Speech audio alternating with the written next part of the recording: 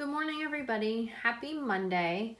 For today's video lesson, we are going to begin Unit 8, which we're going to be talking about similar figures.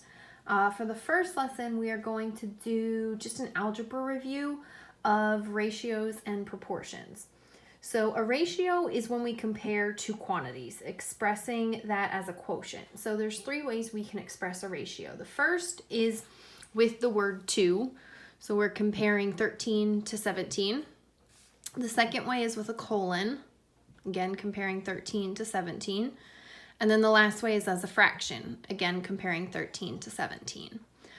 We can also have something called a continued ratio, which is where we compare more than two numbers, so three or more quantities. So 1 to 2 to 3. Usually this is expressed with a colon or with the word to. And usually we express ratios in simplest form. So if we had the ratio 2 to 4 to 6, typically when you see that printed in a homework question or a textbook, usually the ratio is going to be given to you in simplest form. So all the factors, all the terms in the ratio share a common factor of 2.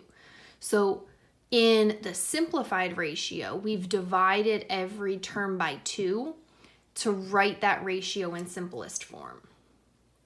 So for this first problem, I want us to simplify ratios. So I've not given you ratios in simplest form, and I want us to simplify them. So the first thing is we have to do a little bit of unit conversion. If you notice in the first ratio, we have inches being compared to feet. So we need to get either the 30 inches in terms of feet or the 3 feet in terms of inches. So there are 12 inches in a foot. So if I wanted to first start by changing 3 feet to inches, I would have to multiply 3 by 12. So I could write this as 30 inches to 36 inches. And how I got the 36 is I just multiplied 3 by 12. Now, if we write this as a fraction,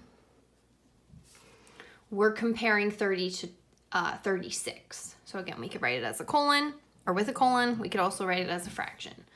I want us to write this in simplest form. So 30 and 36 both have a common factor of 6 that I want us to remove. So the final simplified version of this ratio is going to be 5 to 6. Now, you might say, well, what if we don't want to change feet to inches? What if we wanted to change inches to feet? Well, we could also do that. If we wanted to change the inches to feet, instead of multiplying by 12, which is what we did over here, we'd have to divide by 12. And you can absolutely use a calculator if you need to. But if we divide 30 by 12, we're going to get 2.5. So I could also have changed inches to feet here instead of changing feet to inches like I did over here. So if I change this again to a fraction, I'm comparing 2.5 to 3. Now, we have a decimal within the fraction. So if I want to move the decimal one place, technically I'm going to multiply by 10. So whatever I do to the top, I also have to do to the bottom. So if I multiply top and bottom by 10 just to make sure that I have no decimals, I didn't want this 2.5, I wanted the decimal to go away, so I multiplied by 10 to move the decimal. I also then noticed that 25 and 30 both have a common factor of 5. So if I remove that common factor of 5, I'm left with, again, 5 over 6. So it doesn't matter whether you convert here the feet to inches or the inches to feet. So you don't have to do both of these. You can just select one, but I did want to point out that it's not going to matter the units that you convert to. So the second one, we want to first convert to the same unit. So I have meters and I have centimeters. So 1 meter equals 100 centimeters. So if I multiply the 2.5 times 100,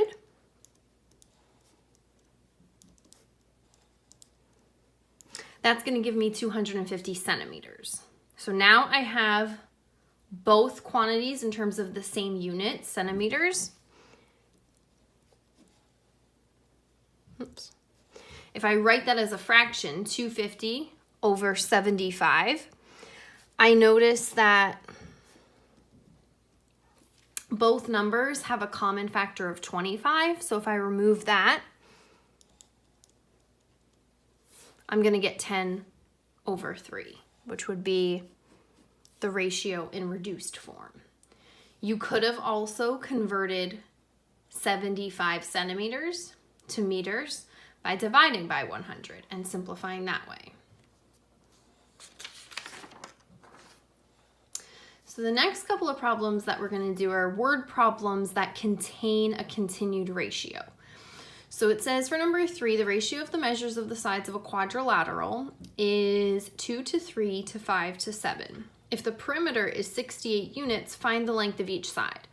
So remember I said that usually when we're given a ratio, usually it is in simplest form. So there has been some factor, some common factor that has been removed from the 4 sides of the quadrilateral. So the 4 sides of the quadrilateral have a common factor that's been removed. So this is the ratio in simplest form. So what I want to do, just drawing some quadrilateral there, is I want to multiply each number in the ratio by the unknown common factor, which I'm going to let be x. So this is not drawn to scale. But if I multiply 2, 3, 5, and 7 by that unknown common factor, the perimeter of those 4 sides, or the addition of all 4 sides, which is the perimeter, should be 68. So I'm going to take 3x, 2x, 5x, and 7x, add them all together, set them equal to the perimeter, and I'm going to solve for x, which is that common factor. So if I combine all the like terms on the left, I'll get 17x equals 68. If I divide by 17 on both sides, I'll get x equals 4. So it says find the length of each side. So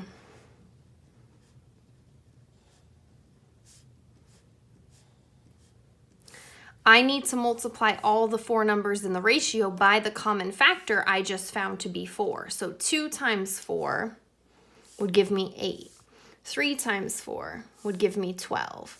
5 times 4 would give me 20. 7 times 4 would give me 28. So these would be the 4 sides of the quadrilateral. And I'm going to do the same thing here. Now it says for number 4, the ratio of the angles in triangle PQR is 3 to 7 to 8. Find the measure of each angle. So again, this ratio is given to me in simplest form. So I'm going to let the common factor that has been removed from all 3 angle measures be x. So I'm going to multiply 3 by x, 7 by x, and 8 by x. And when I add all of these together, they should total the number, which when we add all the angles in a triangle together, we get 180. So that sum should be equal to 180. If I combine all the like terms on the left-hand side, I'll get 18x equals 180. Divide by 18. That common factor that has been removed from each term, each angle, is 10. So I want to find the measure of each angle. So I'm gonna multiply 3 by 10 to get me 30, 7 by 10 to get me 70, 8 by 10 to get me 80. So these would be the three angle measures in triangle PQR.